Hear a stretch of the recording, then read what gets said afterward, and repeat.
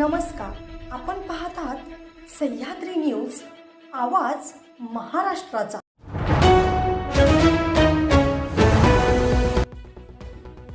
खानापूर तालुक्यातील धक्कादायक घटना, बैलगाडा अंगावरून गेल्याने एकाचा मृत्यू।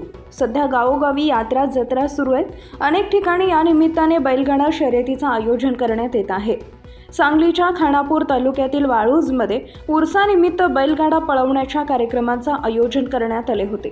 मात्र या कार्यक्रमाला गालबोट लागल्याची घटना घडली आहे। या शर्यती दरम्यान बैलगाडाच्या चाकाखाली आल्याने एका तरुणाचा मृत्यू झाल्याची घटना घडली आहे। रोहन राजेंद्र घोरपडे, वय वर्ष 23 असं मयत झालेल्या तरुणाचं नाव आहे। उर्सासाठी बनवण्यात आलेल्या या बैलगाड्यांचं चाक मोठं आणि वजनदार असतं। हे चाक अंगावरून गेल्याने रोहन गंभीर जखमी झाला। रोहनला तातडीने विट्यातील एका खासगी रुग्णालयात दाखल केले, मात्र रस्त्यातच त्याचा मृत्यू झाला होता।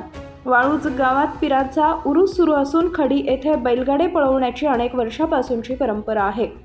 या परंपरेनुसार बैलगाडी पळवण्याचा कार्यक्रम सुरू झाला, मात्र यातीलच एक बैलगाडा पळत असताना थेट बैलगाडा बघणाऱ्या माणसांच्या गर्दीत घुसला।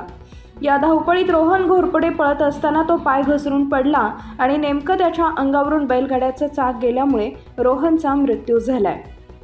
सह्याद्री न्यूज, आवाज महाराष्ट्राचा मुख्य संपादक जब्बार पिरजादे, खानापूर, सांगली।